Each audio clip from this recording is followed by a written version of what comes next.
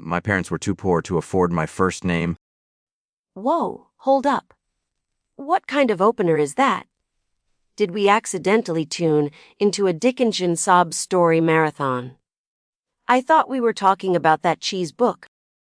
That is from the book Hester and the Prince by Elisabeth Aimee Brown. A quote exhibiting the protagonist's unique brand of pragmatic fatalism. Pragmatic fatalism. Sounds like my dating life. Okay.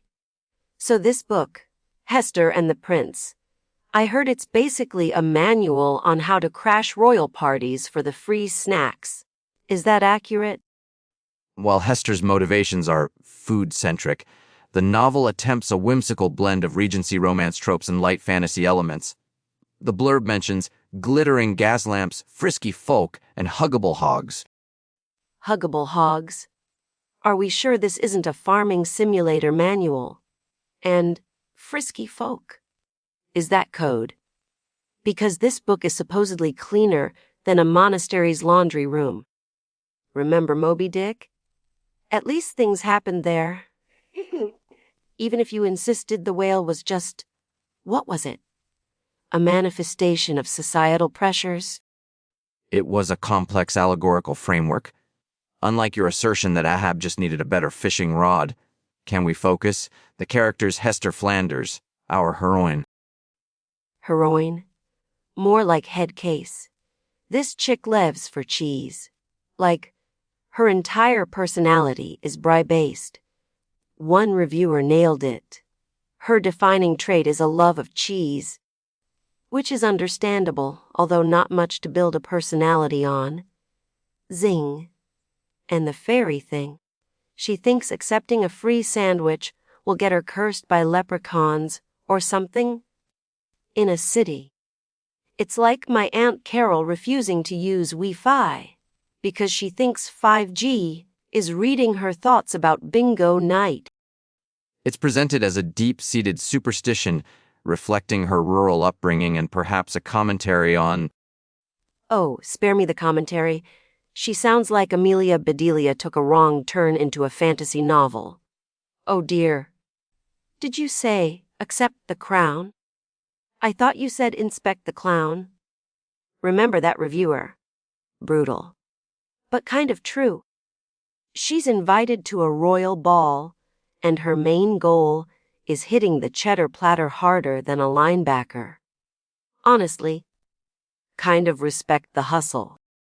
And then there's Prince Hugh, the younger prince, described by readers as energetic. Energetic? Are you reading the publisher's notes again? Reviewers called him an insufferable, bumbling mess. Cad with no boundaries. This guy is Prince Pest. He stalks Hester like she's the last wheel of Gouda on earth. He doesn't take no for an answer. He's that guy at the party who corners you by the dip and won't shut up about his cryptocurrency investments. He's Chad. He's literally my ex-boyfriend Chad, but with a crown. Cancelled? While his methods are persistent, perhaps the author intended him as comedic chaos, a foil to his older brother, Prince Lucas. Oh, Lucas. The responsible one. Code for boring as beige paint, right? Someone said he was, adorable. Adorable means dull. Dull. One reviewer imagined him playing Cones of Dunshire. If that doesn't scream, needs a personality transplant. I don't know what does. Give me chaotic cheese girl over Mr. Sensible spreadsheet any day. At least she has priorities. Dairy. Which brings us to the inevitable question. Is this book actually any good? The reaction seems violently polarized. People either find it charmingly whimsical or infuriatingly twee. Twee. It's aggressively nice. It's so clean you could eat off the pages. Where's the drama? Where's the spice? Is the big conflict deciding between provolone and Swiss? One reviewer said, I was a little annoyed with Hester at first. Understatement of the year. She seemed a lot like Amelia Bedelia. See, I'm not the only one. Yet, others praise its coziness, its lack of explicit content as refreshing, and there is a significant plot development involving the folk around the 70% mark. One reader claimed the twist almost made me fall off my mattress. Fall off their mattress. Were they reading during an earthquake? That twist comes out of nowhere. It's like reading a fluffy kitten calendar, and suddenly page 9 is a werewolf and huggable hogs. We can't forget the huggable hogs. What does that even mean? We got a fake email here from Confused in Cleveland. My cat is fluffy. But I wouldn't call him huggable after he steals my sandwich. Are these magical therapy pigs? Do they dispense cheese? See, people are baffled. It's clearly meant to establish a whimsical tone, though the execution might be debatable. Some found the poverty aspect heavy-handed. Others found Hester inconsistent. It's reviewer civil war out there. Exactly. Which makes it fun. Okay, rating time. You first. Use the official Heart Book Radio scale. How many questionable royal cheese cubes out of 5?